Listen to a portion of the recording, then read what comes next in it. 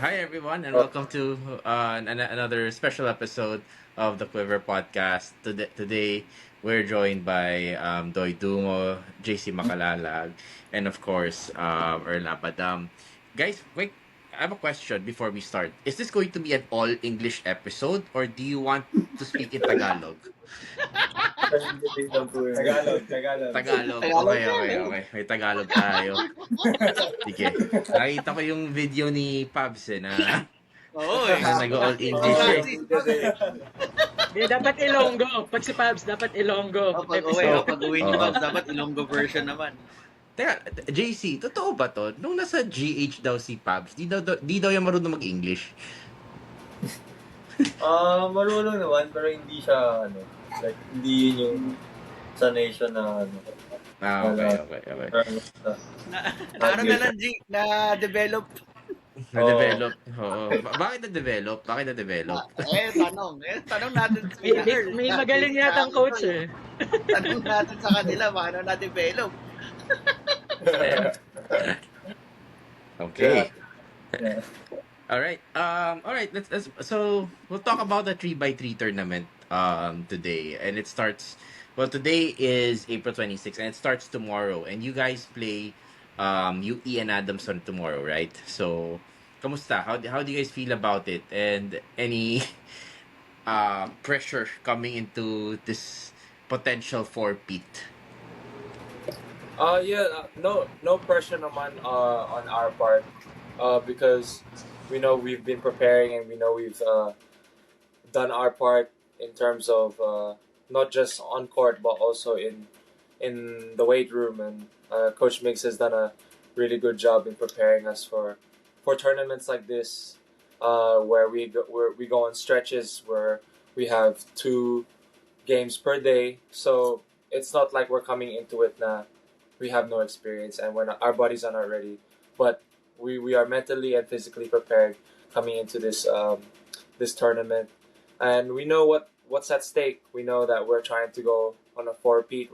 We know we're trying to build the Grand Slam as they call it. So we want to put that aside, Muna. We want to say, okay, we can get the four-peat, but it starts with the first game. It starts with how we're gonna approach each day in each game. So ayun lang. I believe na we're all on the same page when it comes to that naman, because that's how we approach. That's how we approach every tournament that we do, and the results have been seen naman. Yeah, for sure. And in fact, nga, we it's one of the things we always talk about also is that it's really not how you start, it's how you end it. And we talk about Oh. the 8-4 and champion. What a wonderful gift, Christmas gift to the Lasallian community. And of course, we look forward to seeing you guys play this in the coming days. Sige, tell us a little bit, siguro to the viewers, what's a little bit more different in the preparation here versus basketball?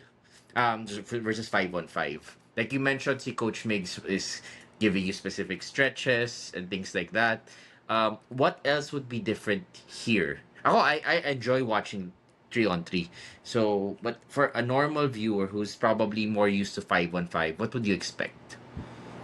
Jason.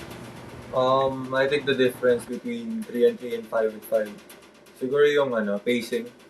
Kasi 3x3 is more of a fast-paced, and yung mga short distance na sprints and change of directions. And I think na-prepare talaga kami nila Coach Mix and Coach Jello in terms of yung mga change of direction and yung mga movements na magagamit namin sa 3-on-3. So basically, it's more of quick decision making. Kasi the difference, yung 12 seconds lang yung shot clock sa 3x3. So you have to think fast talaga on how you can attack or score. Diba? So yun yung difference between 5 and 5 and 3 and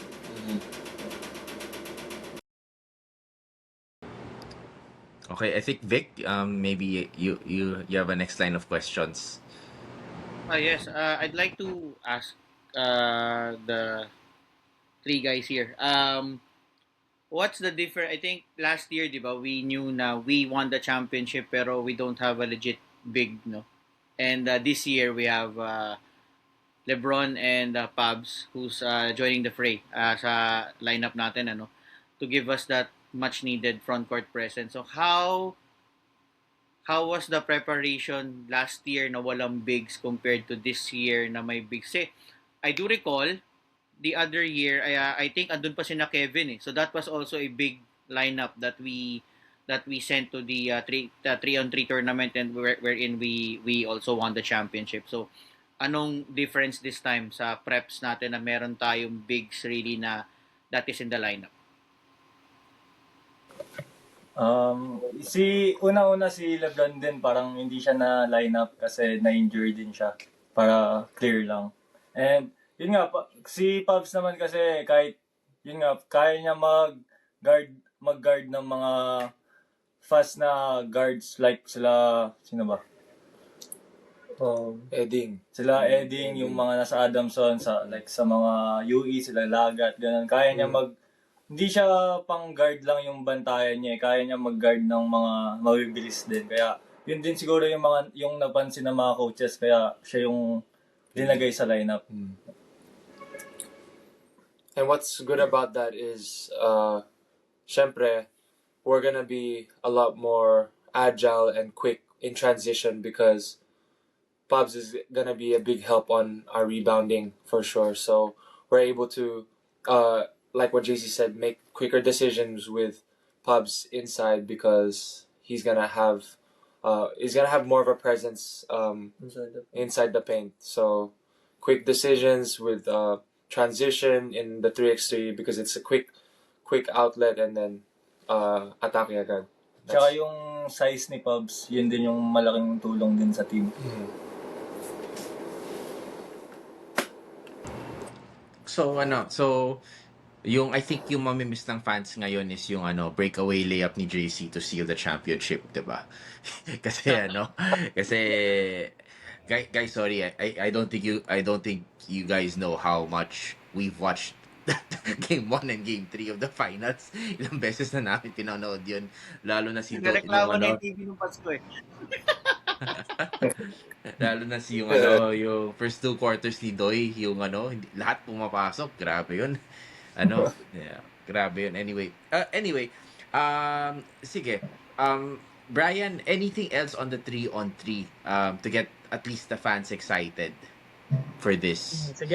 Sige, let's ask them some of the heat. So, sino yung inaabangan yung ma-match up sa 3x3? Kasi 'di ba, syempre star-studded, then the other schools are also going to do their best. So, sa mga nakikita nyong i-feel, sino yung parang gusto nyo, gusto ko masubukan dito or gusto ko, parang masaya siya kalaro. You can give names, 1 name, 2 names, kayo bahala. Pero dapat lahat kayo sasagot. For me, straight. For me, I wanna play LA Andres. I haven't been able to play him sa UAAP. So since na UAAP tournament to, I wanna go against my old teammate and roommate.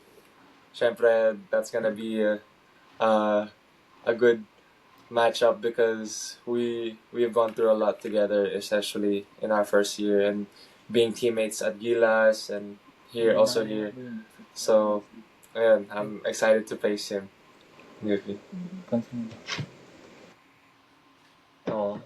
Siguro sa akin sa USD si Crisostomo kasi I think he's playing for the national team. So I think yung experience niya, I want to, makita ko lang din personal and yeah. So it's gonna be a great game against them for sure. Since sila rin yung nakalaban namin last year in the finals. Sa akin naman, dalawang teams, yung NU tsaka UST. Kasi sa NU, may mga kasama akong Kapampangan din dun eh. Sila Garcia and si Navarro, dati teammate ko sila sa Pampanga. And yung sa UST naman, sila Benaflor and si Manding, tsaka yung Buksit. Kasi dati teammate ko din sila sa UST. Kaya, yan. Kamusta yung spirit of the competition pala sa 3x3? Like, alam natin pagdating sa UAAP kasi talagang like sobrang intense, and like it's 14 games, everyone's trying to win a championship, everyone's going after this. Is mas relax mo ng konting 3x3, or hindi pa rin kayo nag-uusap? Or are you just all locked in? How different is it? Uh, I think when we see each other, because it's a mall setup. When we see each other outside the court, we say hi naman, but pagdating sa game, sa laro, it's game mode na, game mode. And it feels like UAP talaga. 3x3 is no joke.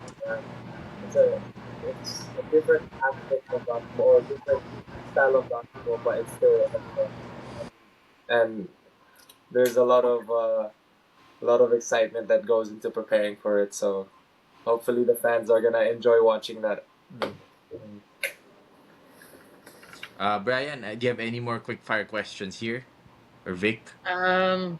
Siguro, since nandito na si Doy, si JC, tsaka si Earl, nandun din sila last year, ano yung favorite yung moment from last season's win? Isa-isahin din natin. Kayo na bahala mag-decide sino mauna. So yun, parang favorite moment Wala. for sa 3x3. Yeah, go. Ako yung favorite moment ko last year, yung natatalo kami. Yun, kasi, yun. Kasi nung mga first 2 games yata, talo kami nun eh. Kaya, yun, parang sa bus, pauwi kami nun, di kami nag-uusap, parang patay yung bus kasi yun nga, talo, malungkot, ganun. So, yun lang, pero yung mga coaches namin, hindi sila nagsawang i-motivate kami, ganun, bigyan kami ng pag-asa. Yun, so parang kami, laro lang kami ng laro, at least yun, nung mga pangatlo or pang-apat na game, nakapag-adjust na kami, kaya yun, nanalo na din. To add lang din sa sinabi ni Doy, for sure malaking factor yung first 2 games namin, I think. Kasi yun yung parang phase namin na kinakapapa namin yung 3x3. And parang marami sa players nun kasi first time. So, yung experience na yun, parang yun din yung nag-strengthen nung namin, nung chemistry namin. Kahit na short span lang yung preparation. I mean, nabuo namin yung chemistry, and yun nga, yung same mindset na same page kami sa lahat ng games. So, I think yun, malaking factor yun. Pero, for me, yung game na tumatak sa akin is yung UA game. Kasi yung game na yun, we have to win ata by 5+ points para mag-advance kami sa fourth spot. So, parang heading into the game, kinakausap yung players na kailangan naming matapos ng 21. Parang, it's gonna be our defense talaga yung magpapanalo. So, ayun. Thankfully, nakuha namin yung goal namin na umabot sa fourth spot, and yun. Yun din, nakuha rin yung championship. Which is, yun, sobrang maganda experience sa amin sa lahat. Mahilig kayo mag-fourth spot ng champion, no? Yun nga, no? Ano na pala yun? Try na pala yung 3x3 ng earlier in the year. Yun na pala yung site. Yun, that's exactly. People forget na, I think, they didn't see the 3x3 na we came back from like fourth seed. We had to even fight to get into the final four. So, and that was the same situation nung UAP. So I think that for us, that helped us going into the season, the main season, the 95, because this is a familiar feeling. We know what it is like to be down, to have to climb up to get something, but that's the joy of playing basketball, is that nothing's gonna be given to you, everything is earned. So I think that's one of my favorite moments. In that we didn't have an easy road to the finals. The finals was carved. It wasn't paved. It was carved by us. Okay. So Vic, Bri, anything else on the 3x3 before we go on to our next set of questions? Ako, G, I know we can always say na lahat ng teams malalakas, but having seen the roster already that was posted today, who do you think yung tingin yung ito medyo may chance mag-champion din to or maging contender to be in the finals, or who do you think will be the other teams na pwede maging contenders for this season sa 3x3? Of course, UST has pretty much the same lineup as last year. Ateneo, I saw that they put their wings as well. So, syempre, all switchable din. And NU has a good squad. So, those teams I'm looking out for, but especially, and those teams especially, but it's not to say not the other Yeah. teams are gonna be. So, Yep.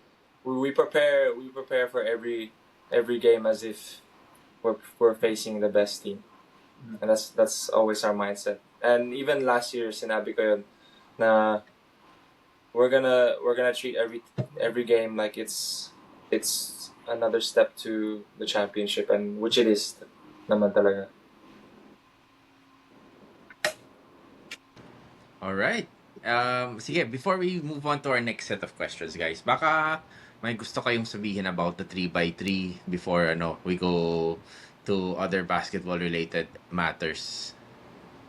Like, kung gusto ba kayong imbitahin, baka gusto imbitahin si Bella at si Andre or something. Di ko alam. Pero, Baka meron kayong ayaw manood kasi malas, ganun, joke lang. Yeah, actually, I just want to say na it's really surreal na me and JC are playing in our last 3x3, so it means something a bit more special to us.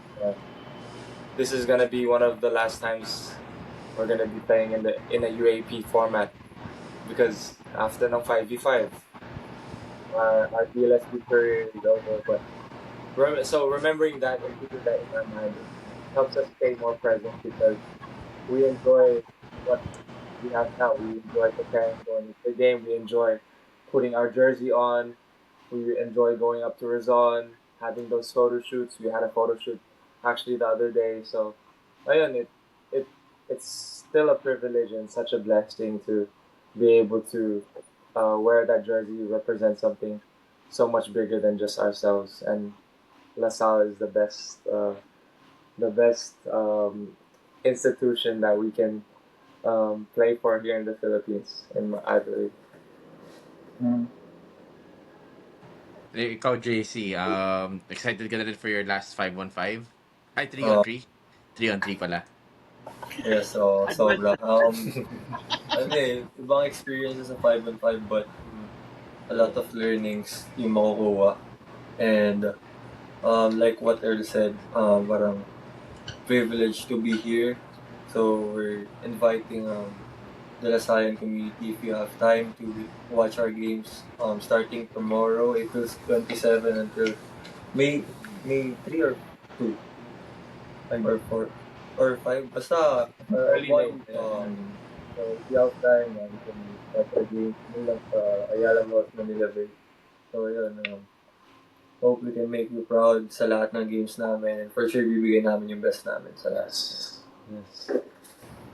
Oh, for sure, And I think, see,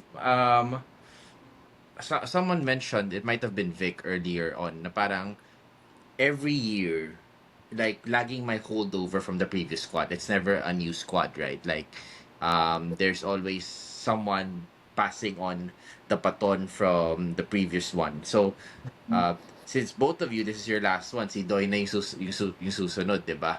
Na magpapass on. So, I guess that's an exciting... Is that part of your culture building process? Na you intentional talaga yon? Yes. We want to not just have our culture for this team this year. We want to continue to build that legacy when new players come in, when they see na they're wearing the LaSalle jersey. It's sort of that sense of gratitude and belonging in that space of being a LaSallian. So, and if you have that mindset, okay, I'm blessed to be playing for LaSalle, you give more, you give extra on the court. And I think kita naman sa past seasons namin, and we want to continue that when we go. And this is our last year to do that. Okay. So, obviously, like, I think the whole Lasallian community is excited for this, especially, magandang in-between siya kasi, like, habang nagbabakbakan the other three teams in the volleyball space, this is something everyone else can come and support the team. Okay. Sige, let's move on very quickly now to what can we look forward to in at least sa basketball for you guys, at least in the coming months prior to the season? Parang ang dami nating liga sinalihan, no? I think, Vic, you have a list of the leagues na sasalihan natin, di ba? I And think we joined 2 tournaments in Mindanao, and then I think we're right now in Asia Basket. Phil Oil is right around the corner. I'm not sure kung may Woobs. Parang hindi pa sure ang Woobs because of Wala pa. sponsorship, because of sponsorship issues. So we'll see after Phil Oil what's next. Ako, as far as I know, di ko pa rin alam what's next after Phil Oil. Pero yun, so far yun yung natin, yung 2. I think maganda balikan muna yung 2 leagues in Mindanao. Medyo kakabalik nyo pa lang nun mag-ensayo. So nag-start siya ng Feb. So how was the feeling on those 2 leagues? Parang madami bang na nibago, or since kaka-start pa lang ng training and then you got to feel already of having 2 pocket tournaments? I think the other one was naglaro kayo ng gabi and then you played 9 a.m. if I'm not mistaken. Tama ba? Yun yung late tayo natapos and then you played super early the next day. So Next day. how were those experiences help you guys so far sa preparations nyo for 5-on-5?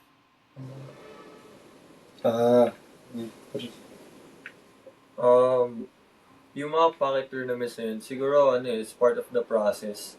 Since new faces din, may maraming bago sa team. So, ayun, yung mga games na yun, yung mag-strengthen talaga ng chemistry.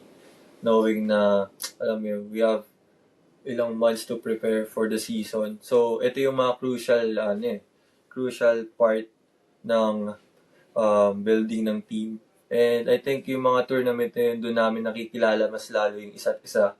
I mean, hindi lang basketball-wise, but also yung mga attitude and the character ng mga players. So, ayun, sobrang crucial yung mga tournaments na yun. Kaya I think marami kaming sinalihan na tournaments like that. Kasi yun yung, may goal kami. May goal yung team namin. I think 50 plus games before the UAAP. So, ayun, like I said, marami kaming matututunan doon, hindi lang as individual but also as a team. And hopefully, yung mga learnings na yun, makuha namin and ma-apply namin at the right time pagdating ng season. So, yun. And then, so, grabe yung Mindanao tournament na yun. We were also watching that. May game winner doon si Toy, di ba? Yun yung game winner, di ba? Oo, ng championship, di ba? Vic, nakamute ka. Oo. I mean, sakto yung trace ni Doy dun sa pasa ni Jacob. Sakto yung pagdating niya sa spot, sakto parating yung bola sa kanya. Ang galing. Tapos sa tuwan lang din, siguro. Kasi yung mga tournaments like sa Mindanao, parang iba yung atmosphere eh. Iba siya sa UAAP. So, alam mo yun, yung experience na makalaro ka sa ganong environment, natutulungan din kami talaga. Yes. Kasi, yun, against ex-pro players like sila Vic Manuel and a lot of players, di ba? So, yung mga techniques na natututunan namin sa kanila, di ba? Makukuha din Gulang. namin. Yeah. Pati yung timing, I think yung yung nabanggit ko kanina, naglaro ka natapos ka ng 9:30, tapos kailangan mo gumising ng maaga kasi may game ka ng 8 or 9 o'clock in the morning. So, you get to, tapos minsan may game din tayo dun sa Loreto, we played at 9, and then the next game natin nasa 5 in the afternoon. Parang ganun eh. May schedule din tayo na ganun. So it really, ako personally, ako tingin ko nakakatulong din siya sa inyo kasi it gets you mentally prepared on those situations na parang hindi ka pwedeng hindi ka pwedeng ma-zone out kasi may times ka na hindi ka pwedeng mag-over-relax kasi meron ka pang next game also on that day or very early in the next day. Interesting to know lang, Bri, bago ka magtanong, paano yung recovery nyo nun na nag-end ng late and then you had to play early in the next morning? Medyo kami doon, curious kami doon paano yung naging recovery nyo on that game sequence natin. Ayun, so that's where our SNC and research from Coach Miggs and Coach Jello comes in. They help us with our meals. They help us with our supplement timing and what we need to do after the game. So all of that plays a big part into how we recover well the next day, and that's part of being an athlete, and that's part of taking your career seriously and part of taking your body as an investment, diba? They say, ito yung puhunan namin eh. So this is our investment, and that's what they try to instill in us.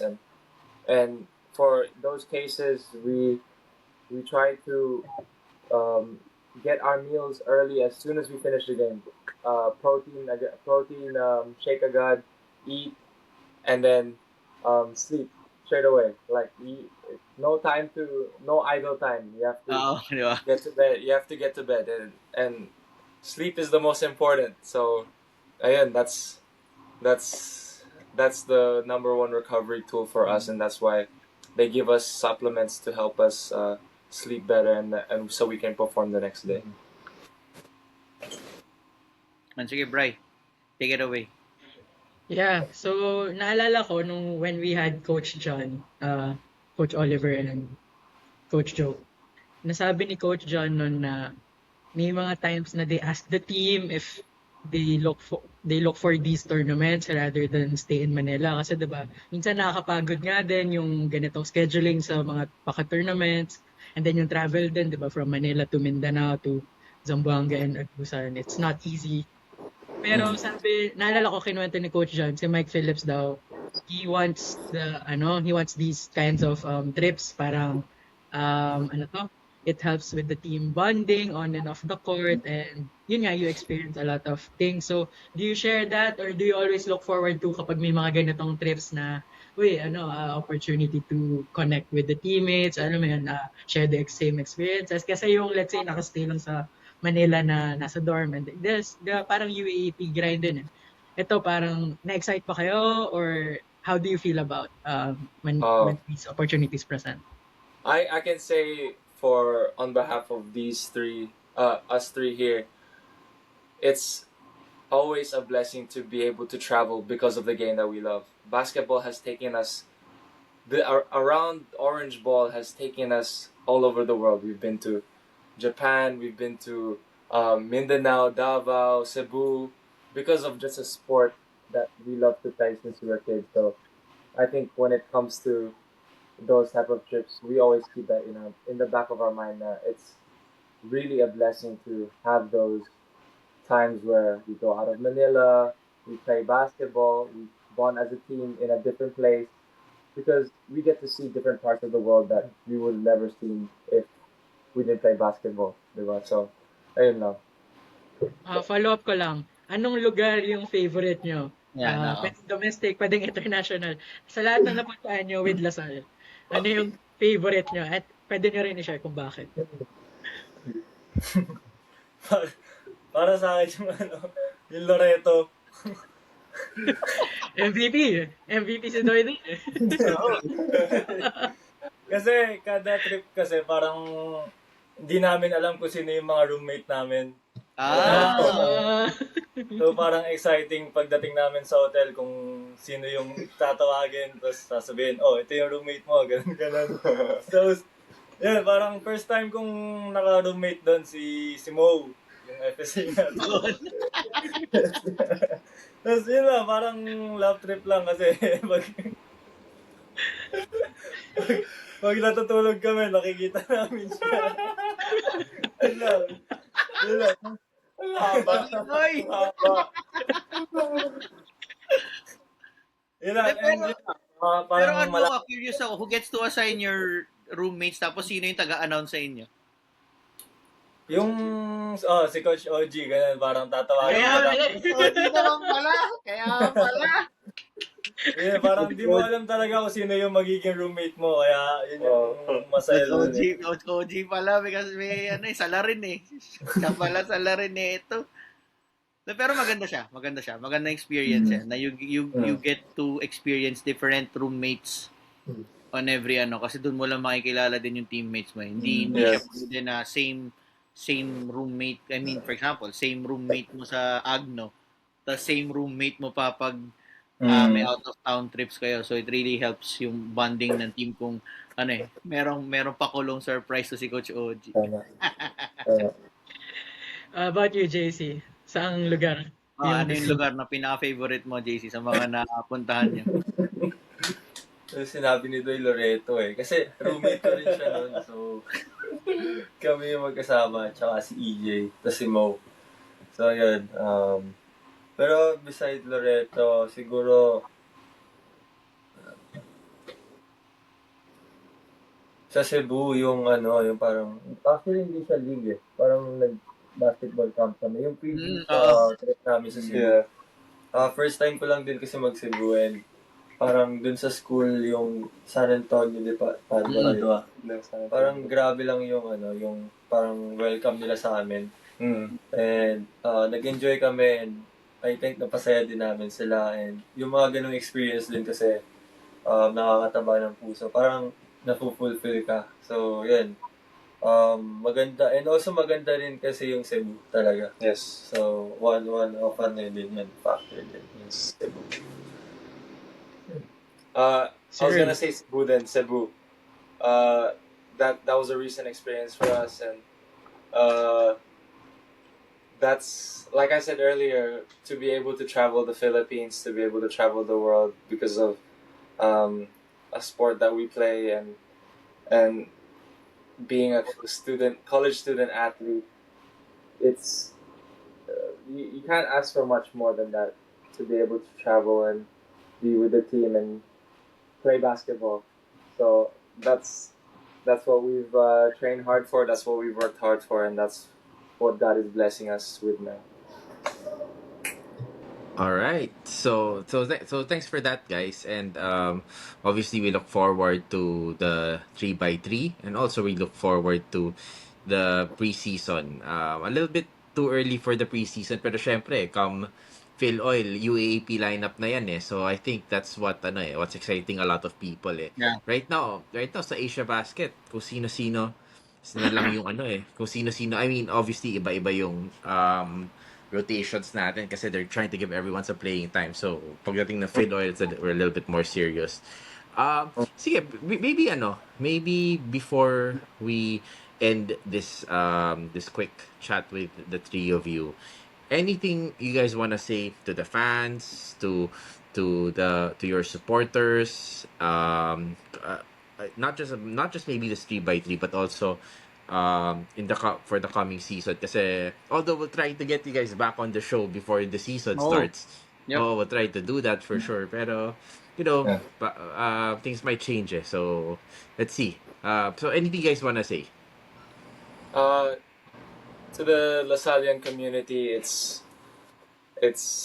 me and JC's last ride for the 3x3, so come and support us and the whole team, and we really want to show na we are truly proud to be Lasallians, and not only just Lasallians but Lasallians that have brought about championships to this institution. So we carry that with a lot of pride, with a lot of honor, and a lot of duty and care because we have given our lives, basically given every day of our life to this sport, and what you see on the court is basically how we've been applying ourselves every day. So, ayun, we really want to ask for your support because that's where we get our extra boost in energy when the game gets tough.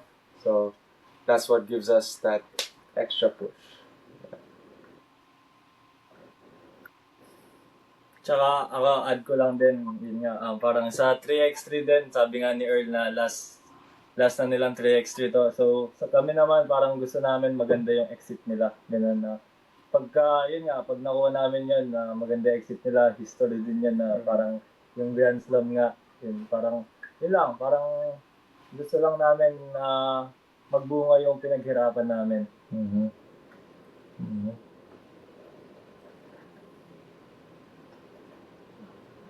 Ikaw, JC, anything else?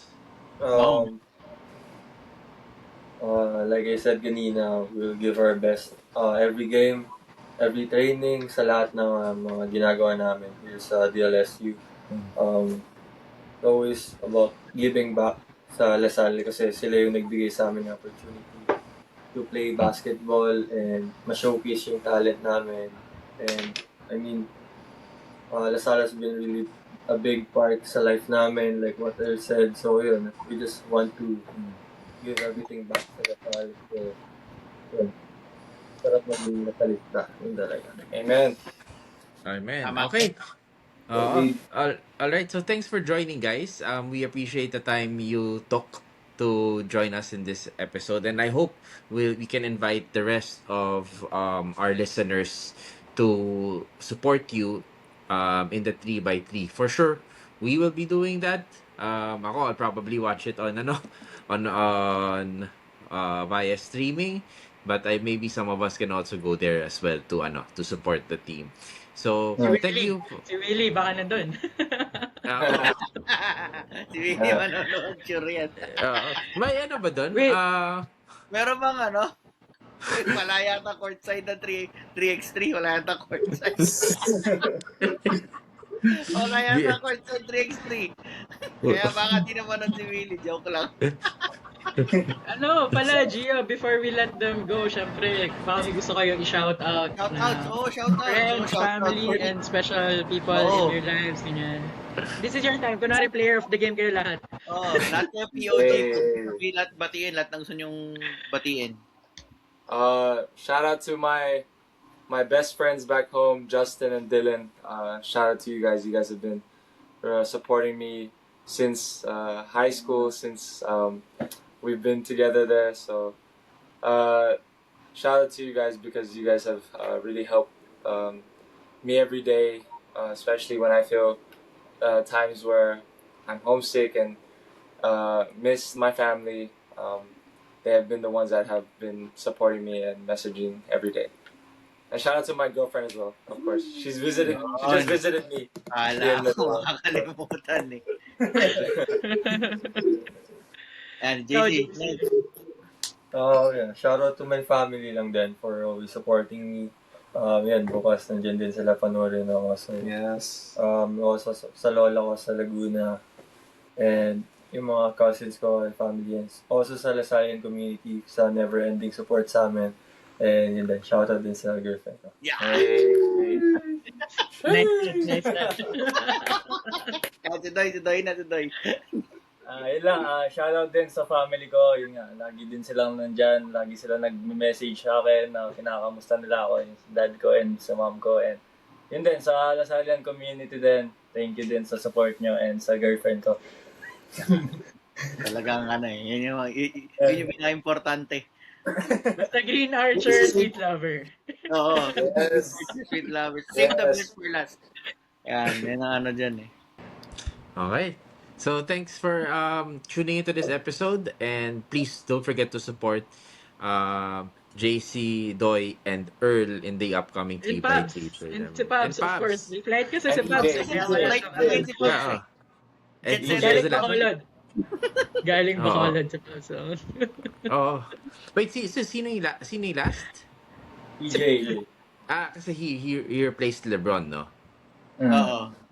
So si EJ, yeah. Okay. Buti na clarify ni Doy kasi I was kanina when I saw the lineup, parang sabi ko ay parang mali yata. Pero buti na ano clarify ni Doy kanina on our earlier part ng episode natin. Yun. So let's all support them. Let's all support them in the coming days. So thank you for listening to this episode, and as always, Animo Animo Lasal. Lasal. Bola sa Lasal.